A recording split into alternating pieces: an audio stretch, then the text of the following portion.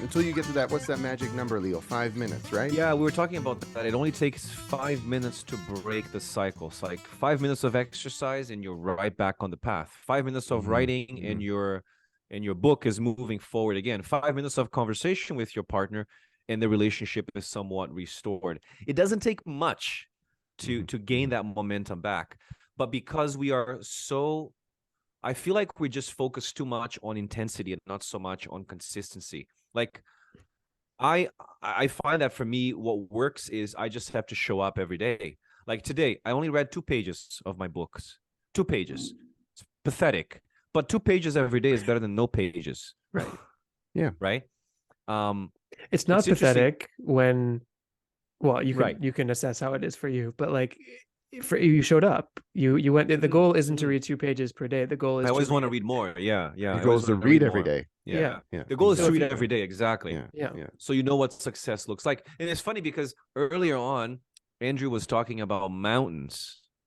And this segues very nicely into lesson number 6. You've already mentioned lesson number 4, so we're not going in order here. So I apologize for that. But lesson 6 is exactly what you were saying, Andrew, that behind mountains are more mountains. And that's just how life is. Or There's should actually- be, right? Or should be. I think Yeah. that's just how life is, actually, Mike. I think there's a book that I finished reading recently called The Second Mountain by David Brooks.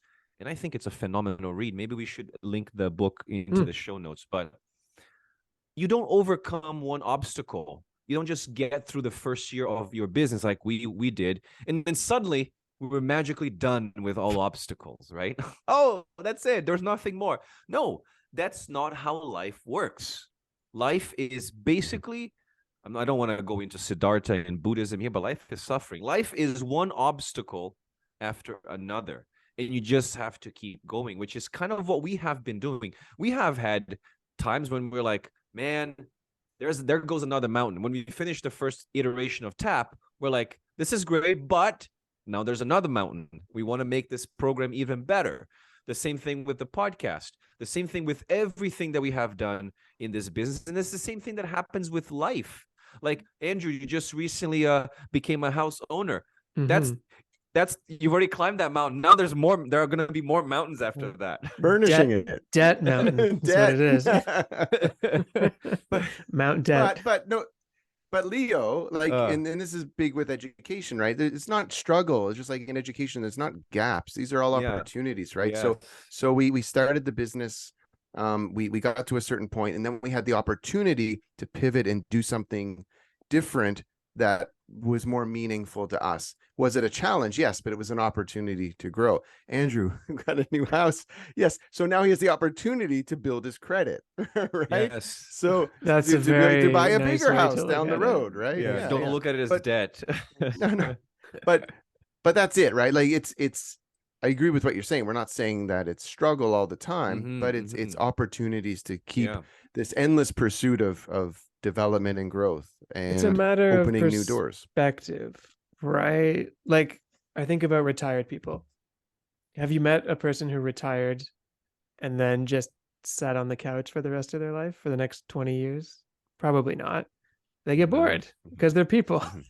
They need a challenge. They need something to do, right? A hobby or whatever it is. When people give up, I feel like it's because of insecurity. It's they already at the start feel like they're not able or not capable, and therefore the first iteration of trying to do that and it doesn't go well, it is their own confirmation bias that they already thought they couldn't do it. Versus, like, if you are a good person at working out, and just for whatever reason you had a bad month, you didn't work out at all, and you go back the next month and you start again, you're not going to give up after the first day, even though it's going to hurt, because you already know that you can do this. Versus if you've never worked out in your whole life and you go to the gym day 1 and it hurts, you're going to be, maybe you're like, well, I don't want to go back tomorrow because that was really unpleasant, because you already thought, I'm not a gym person, quote unquote, whatever that means. And you're just convincing yourself it's your insecurity about that activity.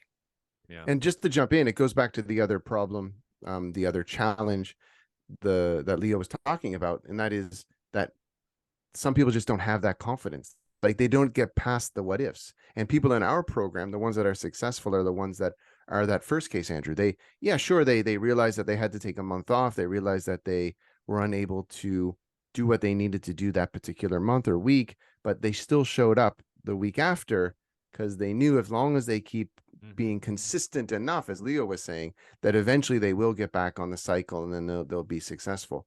What I find that we help people with the most in the Teacher Accelerator program is helping them get at least to that point, because there are a lot of teachers out there who have great ideas for courses, who really, really have great ideas for a business and a new way of life for themselves, but they're as you said, confirmation bias. They keep telling themselves, I could do this, but what if it doesn't work? And then what? Or I could do this, but what if I create a course and nobody buys it? Yeah. Right? Or so it's this endless what if cycle. And I think sometimes you just need people like you and Leo and I to just be in their corner and help them get over that initial mountain and show them that once you've had that success, you're good to go.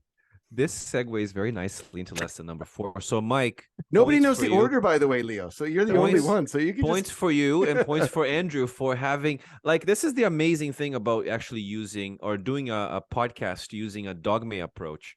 Like, we didn't plan this, but you are kind of like it's a choose your own adventure type of podcast, and in a way, you guys are actually able to talk about the lessons that we've learned without me telling you what those lessons were, which is fantastic. Can we go back to lesson before we do lesson 4? Arbitrarily number 4. We did lesson 1. Arbitrary 4, yeah. No, they have numbers. I numbered them because I was gonna do them in order in my head, which is like very much this is the teacher in me, right? I'm gonna start by doing this, then I'm gonna do that. But then I realized that this is actually a very good example of how Dogme works with podcasting. How to podcast unplugged. You have an idea of what you want to do, and you have a set order in your mind. But then the moment the conversation starts, you just find yourself kind of like, you know what? I'm just gonna ditch the plan. You need to be a scientist. It's right? like it's from going from the synthetic syllabus of point A, then point 2, right? No, and then we're not following that anymore. Versus the deep end approach. Exactly. Right? Exactly. Tell me what you know. But so lesson 1 was success, right? Was it success? Lesson 1? Lesson 1 is it always takes longer than you think it's going to take. Okay. Oh, that's right. That led us to lesson 5, which is knowing what success looks like, which then brought us into lesson 6, which was behind mountains are more mountains. And then you guys were talking about this idea of like how teachers are very hesitant and how a lot of people are very hesitant. Not just teachers. People, not just teachers. They come down with severe cases of the what ifs. Analysis. That's exactly what prompted me to get into lesson 4 now, because what is the solution to this problem? What is a lesson that we have learned as teachers, as human beings, as teacherpreneurs in our lives in 2022, is that to always think of something as an experiment. How are you going to know if it's something that you want to do if you haven't tried doing it? I find that the decision to see something as an experiment, not as a permanent life choice, is very freeing. And I feel like for me, and this is an idea that I got from you, Andrew, the idea of dating. And I want you to explain that. Dating a niche, dating a profile student, not a real whatever, student, yeah. But just the idea, like the idea of thinking of something as an experiment, it allows me to go into it knowing that I was going to commit it for like a period of time, and then I can reassess and I can change my mind. So that I feel like it happened with me working for this project in Turkey. It happened for me with Learn Your English when we were like, well, let's commit to this for a period of time, and then we can reassess and then we can change our mind. So that's lesson number 4. What do you guys think?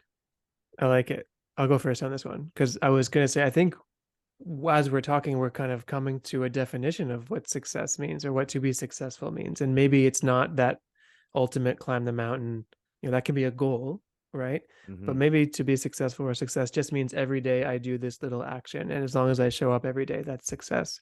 And we know how actions compound, right? That's why people invest, because over time, we had Nicola Prentice give a talk earlier this year.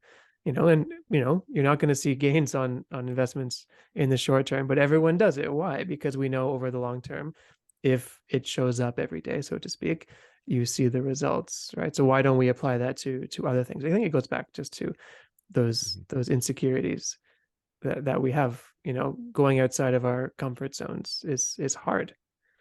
So sometimes we need a little push, but we can make it easier for ourselves by saying, today I'm going to this, and tomorrow I'm going to do the same thing.